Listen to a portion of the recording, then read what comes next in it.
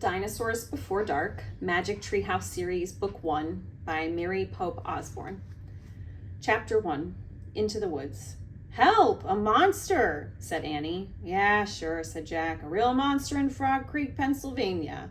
"Run, Jack!" said Annie. She ran up the road. Oh, brother. This is what he got for spending time with his 7-year-old sister. Annie loved pretend stuff, but Jack was 8.5. He liked real things.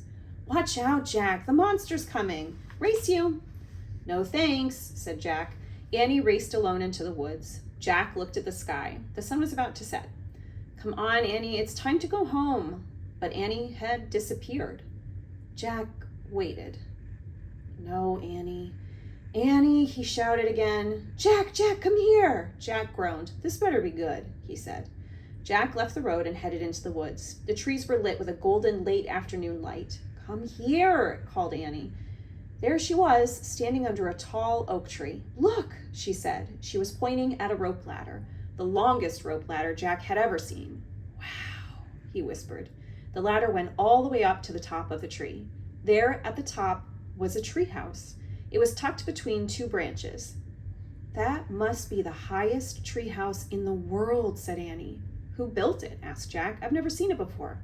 "I don't know, but I'm going up," said Annie. "No, we don't know who it belongs to," said Jack.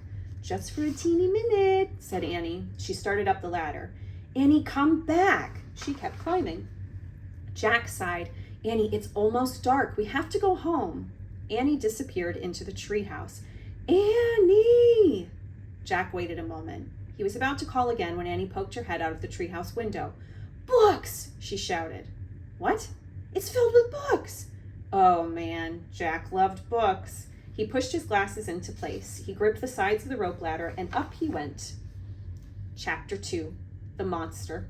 Jack crawled through a hole in the treehouse floor. Wow, the treehouse was filled with books. Books everywhere. Very old books with dusty covers, new books with shiny, bright covers.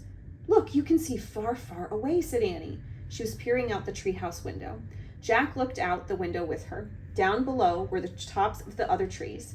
In the distance, he saw the Frog Creek Library, the elementary school, the park. Annie pointed in the other direction. "There's our house," she said. Sure enough, there was their white wooden house with the green porch. Next door was their neighbor's black dog, Henry. He looked very tiny.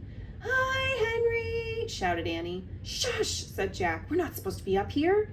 He glanced around the treehouse again. "I wonder who owns all these books," he said.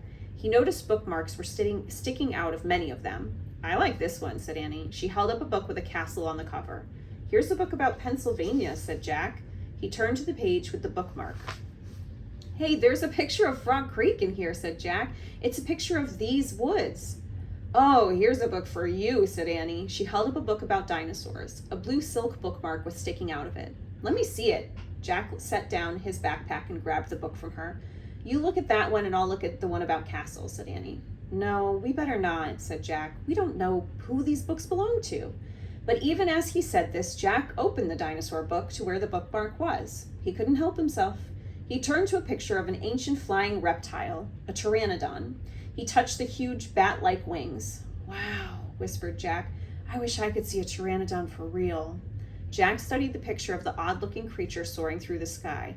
"Ah!" screamed Annie. "What?" said Jack. "A monster!" Annie cried. She pointed to the treehouse window. "Stop pretending, Annie," said Jack. "No, really," said Annie. Jack looked out the window. A giant creature was gliding above the treetops. He had a long, weird crest on the back of his head, a shiny beak, and huge, bat-like wings. It was a real live pteranodon. The creature curved through the sky. He was coming straight toward the treehouse. He looked like a glider plane. The wind began to blow. The leaves trembled. Suddenly, the creature soared up high into the sky. Jack nearly fell out of the window trying to see it. The wind picked up. It was whistling now. The treehouse started to spin. "What's happening?" cried Jack. "Get down," shouted Annie. She pulled him back from the window. The treehouse was spinning, faster and faster. Jack squeezed his eyes shut. He held on to Annie.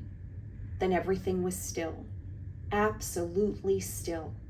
Jack opened his eyes. Sunlight slanted through the window. There was Annie, the books, his backpack. The treehouse was still high up in an oak tree, but it wasn't the same oak tree.